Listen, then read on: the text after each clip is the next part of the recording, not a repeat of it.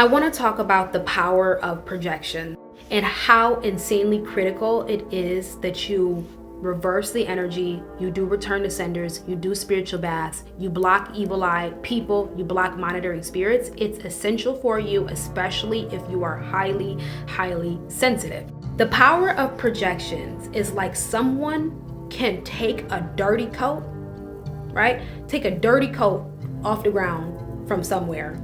They could take a stanky coat out of the sewer, and they could take the coat and just throw it on you. And just throw it on you. And now you're wearing a dirty coat that stinks.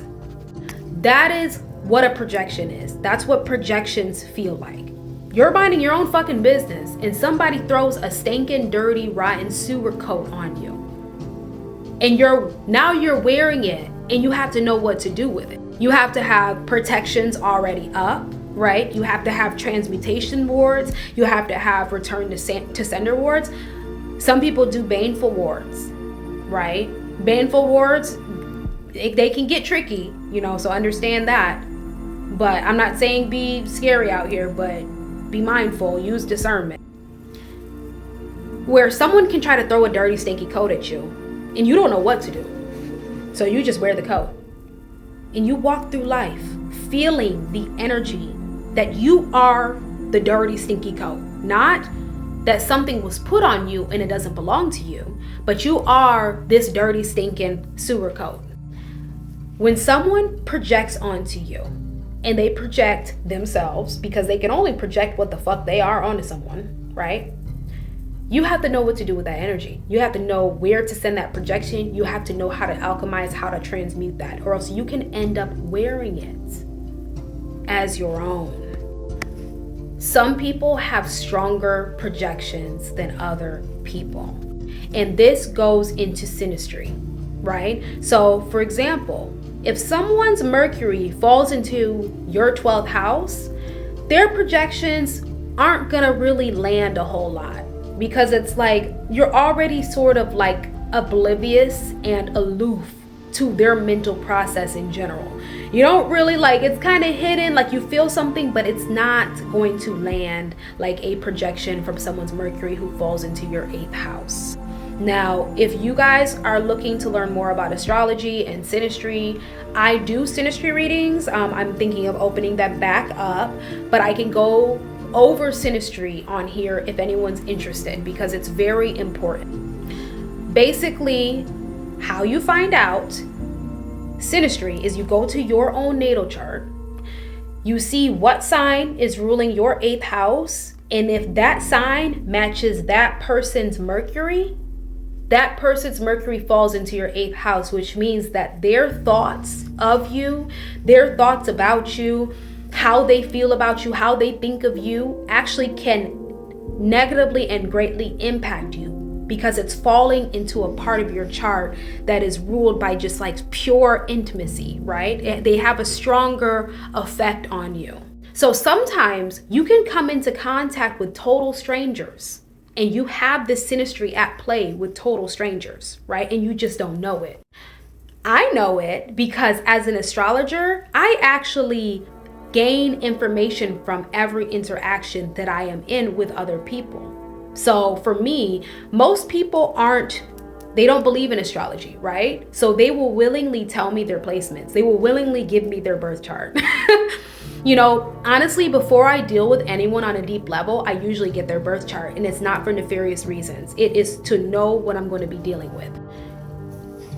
Sometimes people who have this synastry come into your life, and their presence has such a strong projection onto you that you can stop knowing who you are. You could forget who you are. I've had this happen, and this is purely spiritual warfare, where the Matrix can send in somebody fucking random, right?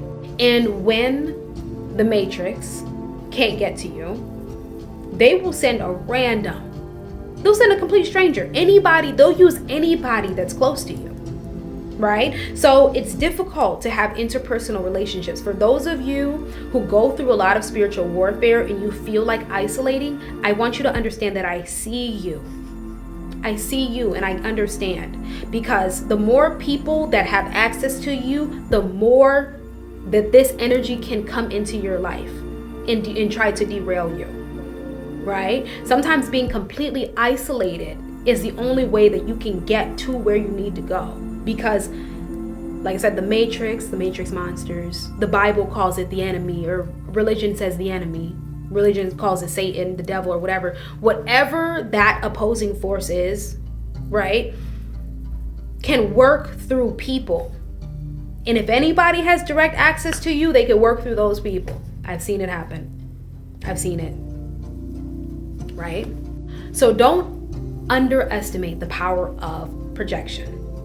When someone comes into your life and over time you stop feeling like yourself, you stop feeling like who you are, right? You stop believing and knowing who you are, and these other qualities are being placed on you and you don't know how they got there. Someone is distorting the fuck out of your energy. They're distorting, they're projecting, they're mangling, they're mixing up, they're almost blending up your energy into what they want to put on you.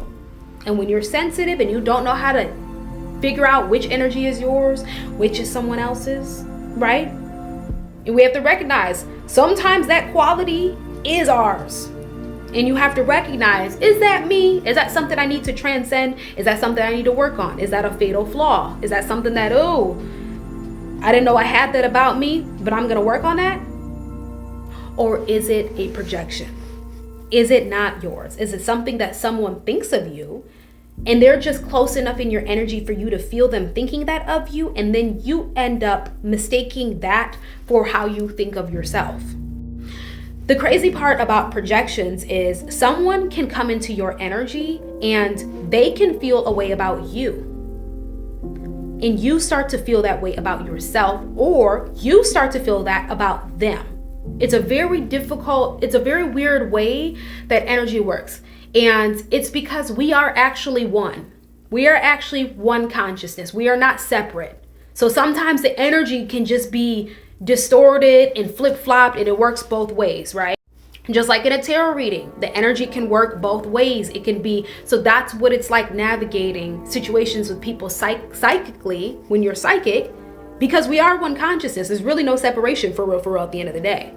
So at the end of the day, we have to recognize when we are wearing the energy that someone else is putting on us toward us. So for example, if someone is really intimidated by you,